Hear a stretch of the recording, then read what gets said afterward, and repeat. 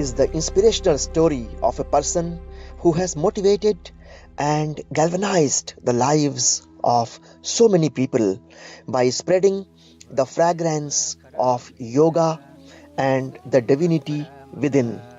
We lovingly and respectfully call him Sri Rajendra ji. So, where did it all begin?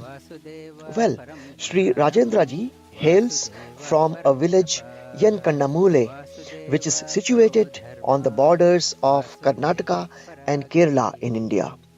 Let's know more about the origin of this amazing journey. Place called Yankannamule. It's a small village.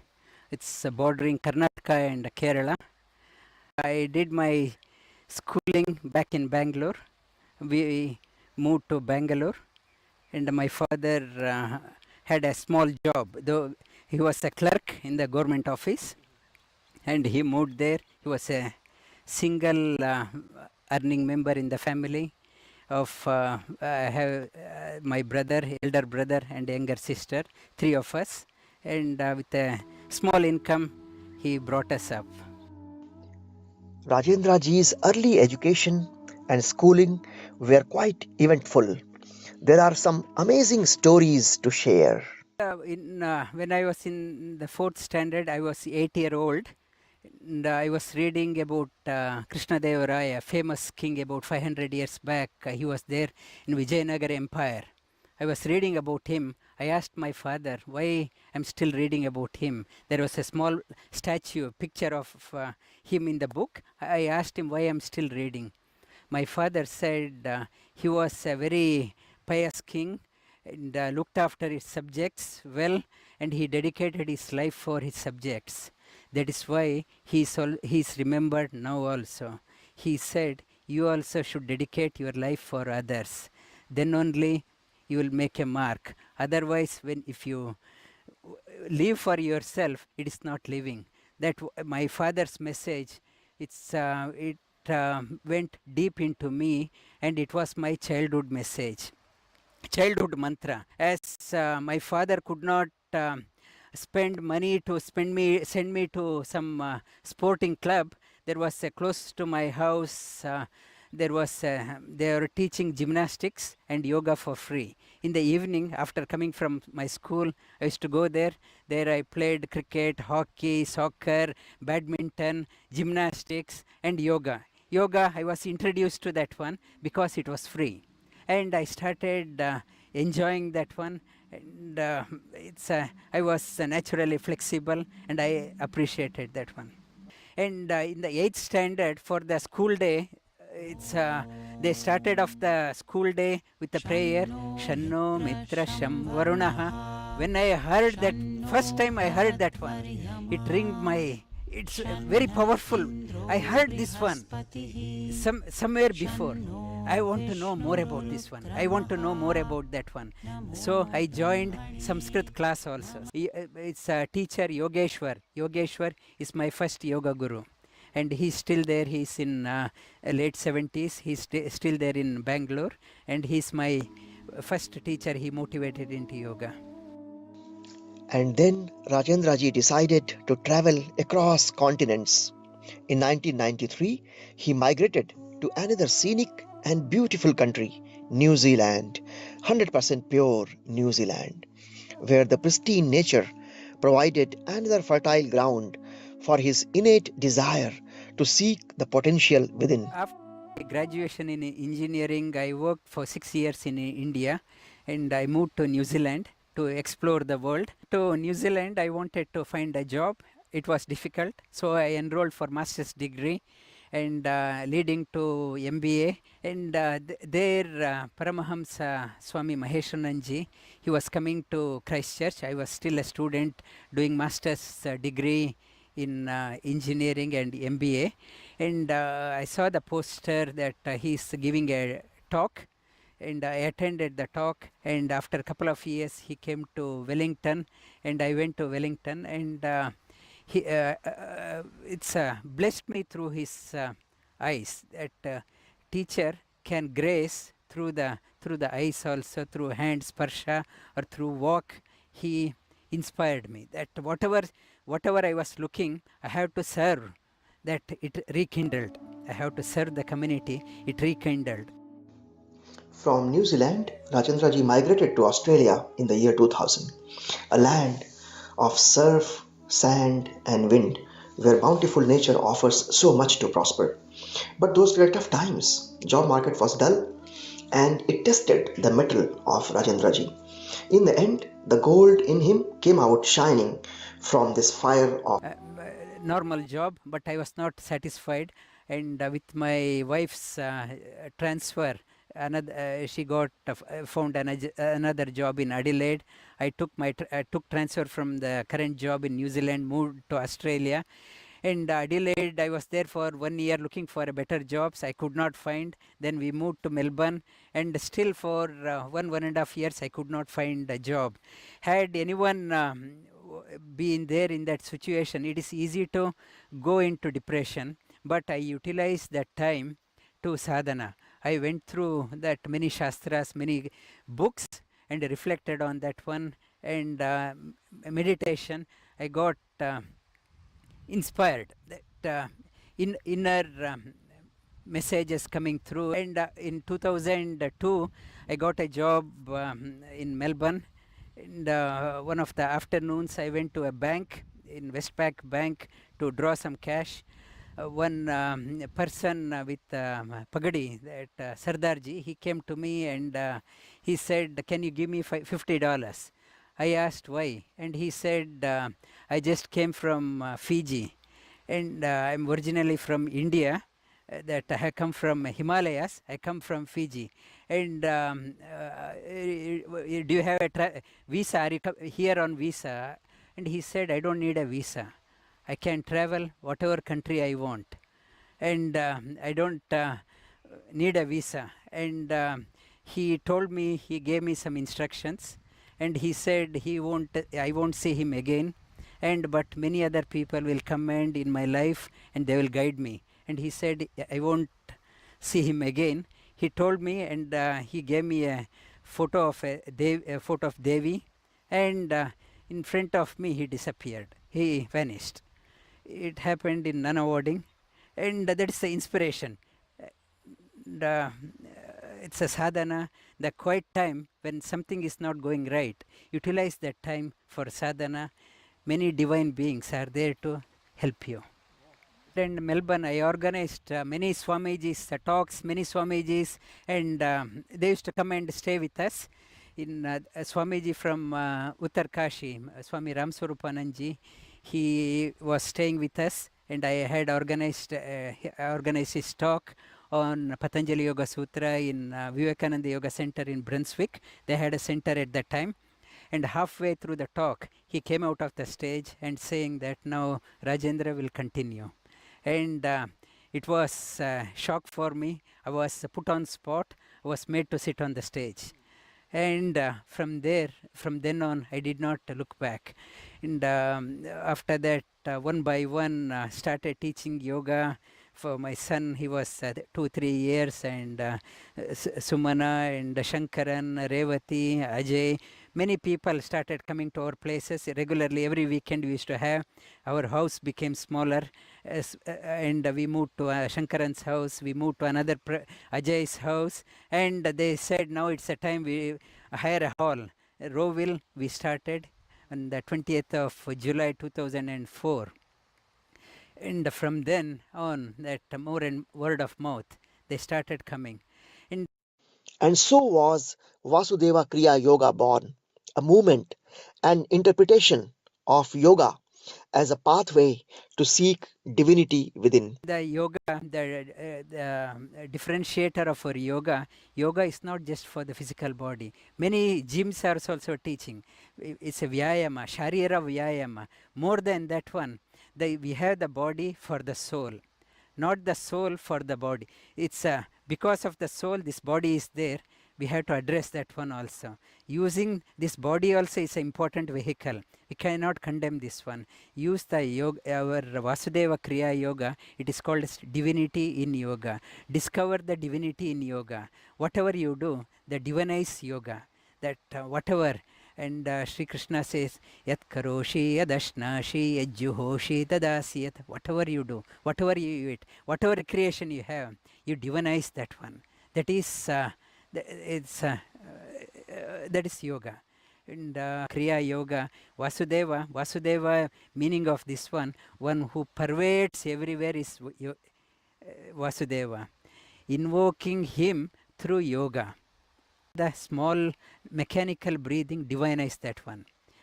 Breathing goes in and out. It's no effort is required. When I'm asleep, still goes in and out. When you start practicing this one, and subconsciously you are thinking of him, may I depart the body, even the final journey also. It's an attempt for my Mahaprasthana.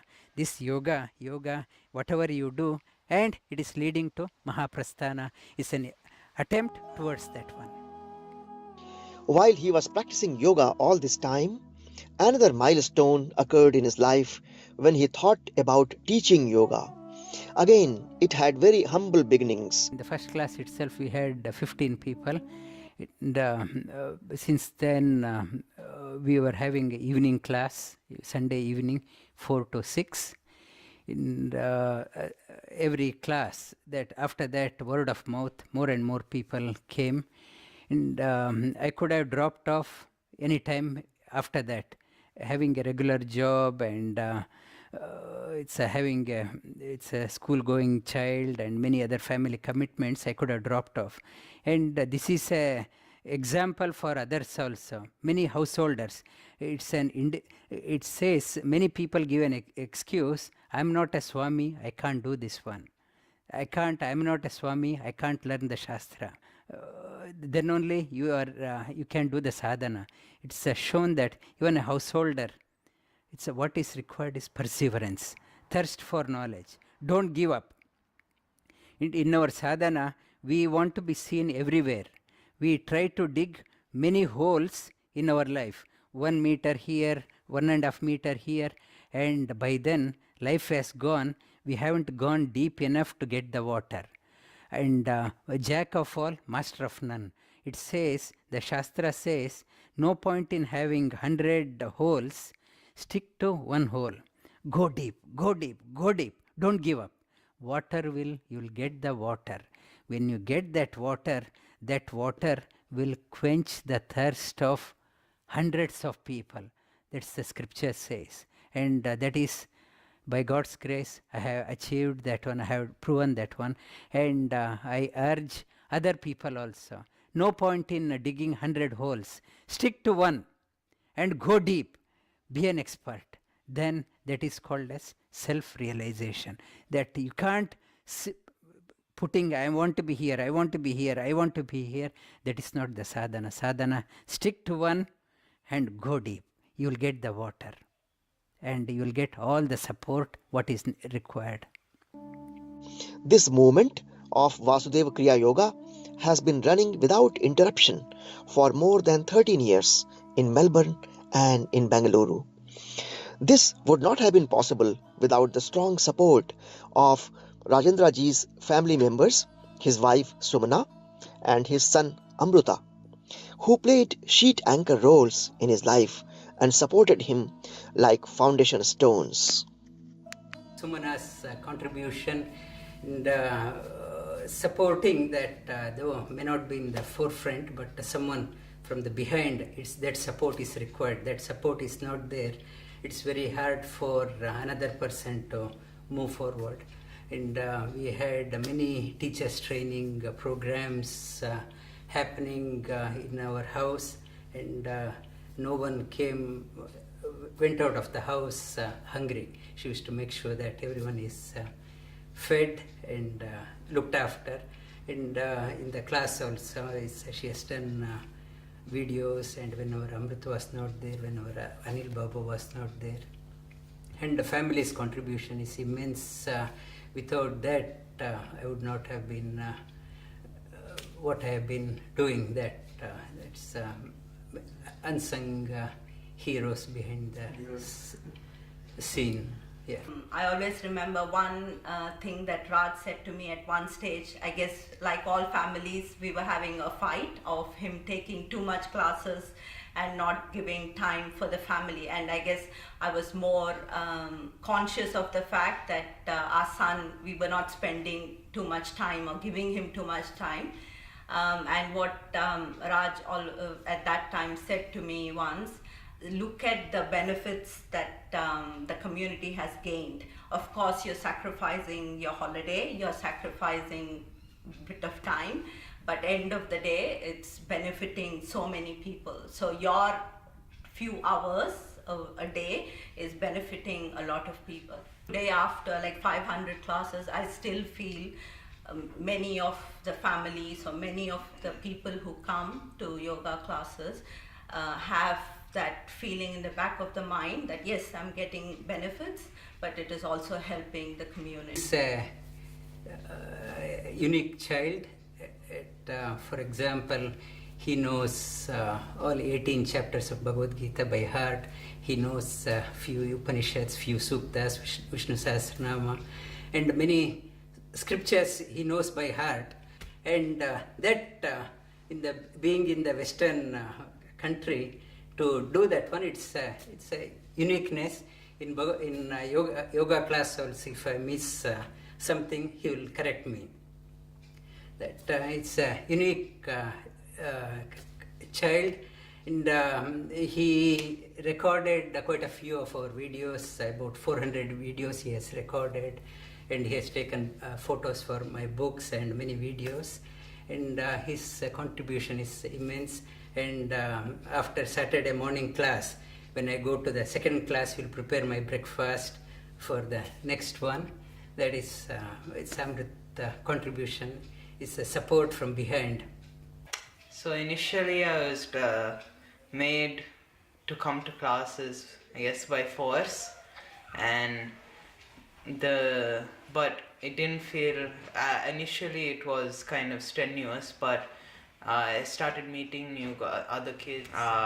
It started becoming fun because I used to, after the class we used to play with the equipment, and it used to be my chance to catch up with them. In particular, with my VC studies, I found that the pranayama and having that consistency, having that schedule of going to class at 7 a.m. every week helped me maintain a kind of calm outlook for the VC. Like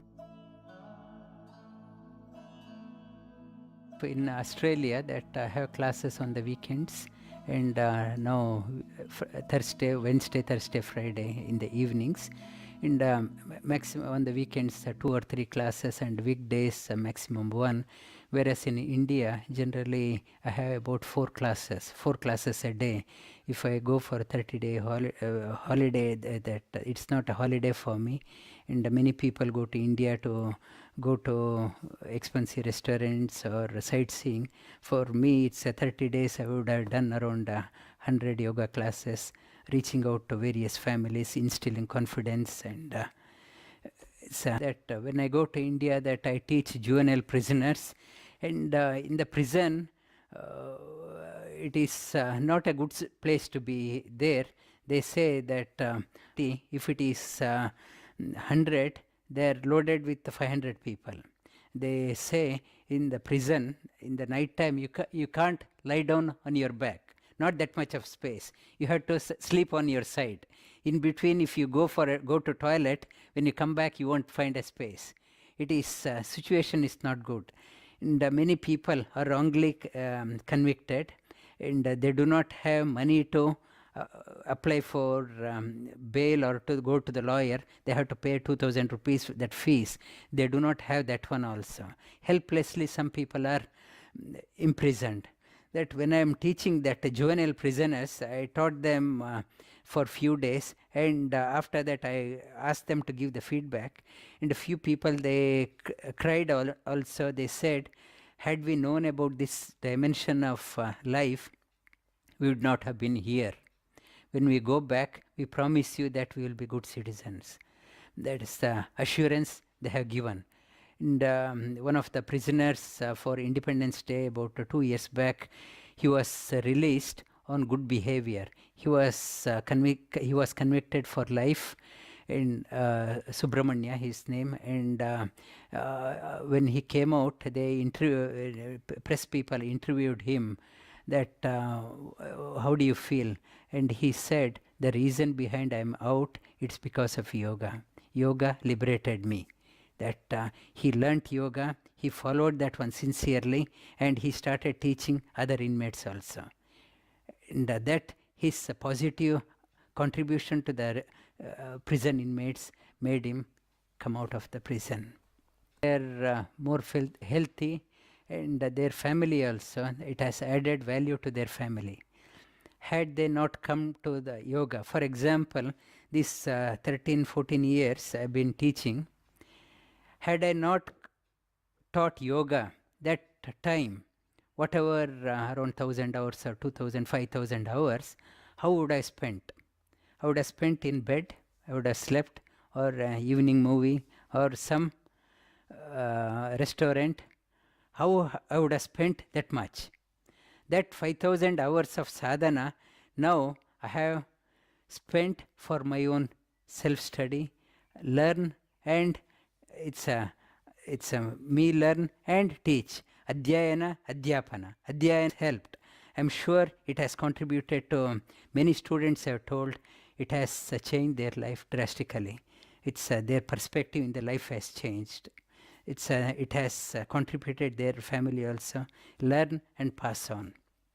It has contributed to many families positively, many people with depression problem, it's other mental health problem, physical health problem, many women with the conceiving problem. They, through attending yoga, through various medicines also, they could not get conceived, and through yoga, doing that positive thinking, they got conceived, and people with cancer, that the positive approach in their life, and their whole outlook has changed.